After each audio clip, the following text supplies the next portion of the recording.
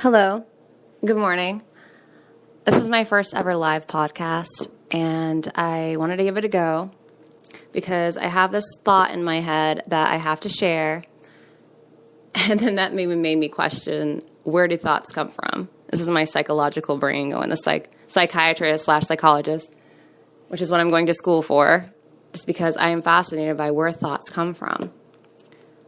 And it makes me question even further if thoughts come from inside of our brains, or if they come from spirit, or if they come from ancestors. Like, I don't know. And that just fascinates me so much. I mean, I truly believe that this earth plane is just one form of where we're supposed to be. I feel like there's so many more different places where we're from and where we belong. I feel like this is just a temporary place, and we have a purpose on this plane. And then once we're dead or / transition, we go somewhere else. Not really sure where we go. I mean, I feel like it's either maybe it could be another planet. It could be a different dimension, but, I think it's kind of groovy shit, But anyways, I digress. So I had this thought, and I'm being pushed to speak about anger and resentment. Now, where does anger come from?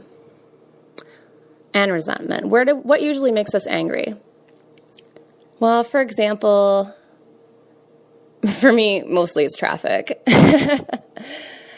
But, I hate being stuck in traffic. I hate being cut off by other cars. And I shouldn't really say hate. That's a very strong word. I should say I dislike very strongly. But I have to take a step back and realize that these people could be, new to the area. They could be looking around.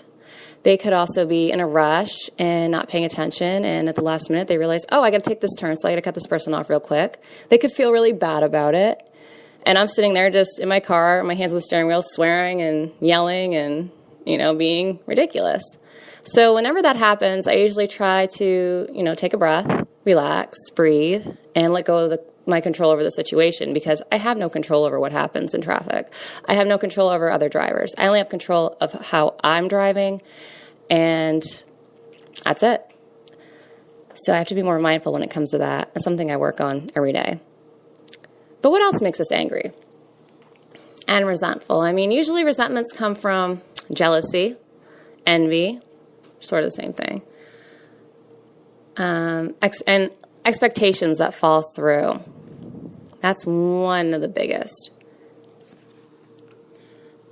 I mean, you could have an expectation for somebody to do things the way you do them, or communicate, or even just, if you have this ideal expectation of a way somebody's supposed to be, chances are you're going to be let down, and you will become angry.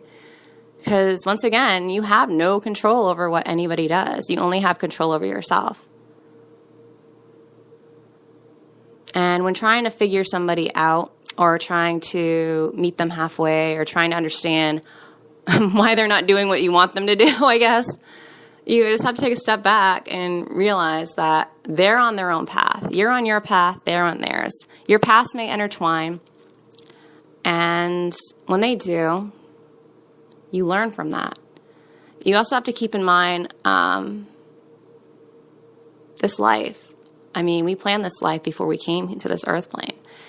And every single connection we have and every person we meet, it was already planned before we even got here. And everybody you meet always stays in your life. I know this is quoted, but I can't remember who wrote the quote. So hopefully the copyright won't get a hold of me. But people come into your life for 3 reasons. It's for a reason, a season, or a lifetime. They come in for a reason, to teach you a lesson, a season just to be with you through, a growth period, and then they're gone. Or a lifetime, the people that stay in your lives for your whole life, those soul connections. I mean, you learn from everybody you come in contact with. I mean, I feel that everybody I've met has taught me how to be the person I am today. I mean, it wasn't always a good lesson. I mean, there were some lessons that were really hard. I mean, I went through a lot of pain and grief and depression, despair. But when I came out of that, I realized that every single person I'd ever met and every single experience I'd been through got me to where I am today. And that is the light in the darkness. that just proves that everything we go through happens. It's for a reason, and that the reason usually takes a while for us to learn. But in the end, it was all worth it. To know what I know now, it was all worth it. And I feel more connected now than I've ever been before.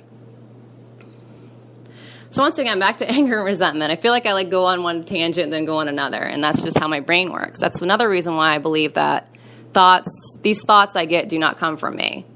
Honestly, I have a hard enough time trying to juggle work, school, fitness, meditation, social life, all that. But now we're talking about me, so we're going to go back to this topic.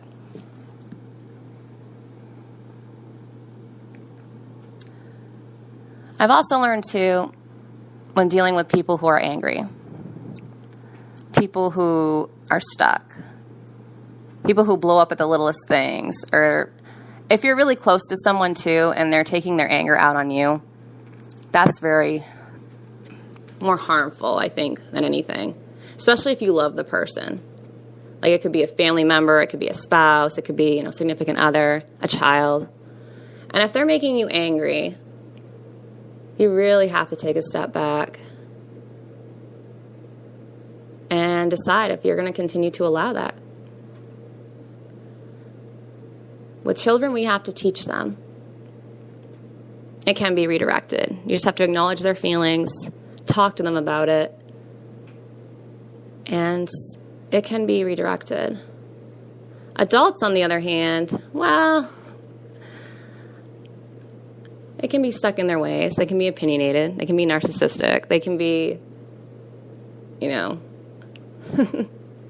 I laugh because I know a lot of people like this, and I've been with a lot of people like this as well. And when I think about it, I laugh about it now, but I realize that when dealing with somebody who is very angry and they take their anger out on you, you have to tell them to stop.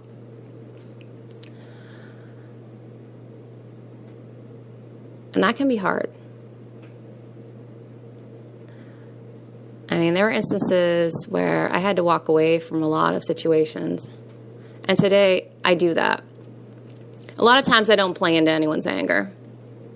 And my friends have told me, well, you're letting people walk all over you. You're not standing up for yourself. You're not doing this. You need to, be more firm and direct, and da-da-da-da.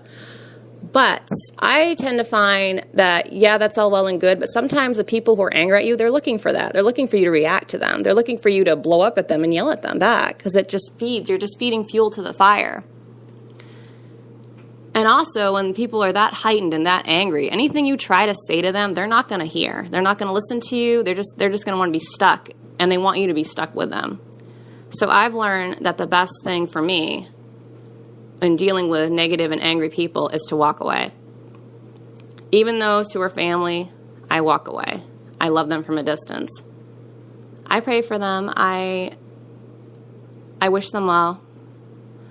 But for my own sake and the sake of my sanity, I have to walk away.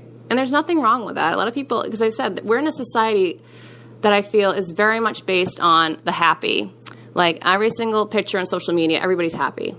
You don't see the sadness. You don't see the fear. You don't see the anger. You don't see any of that.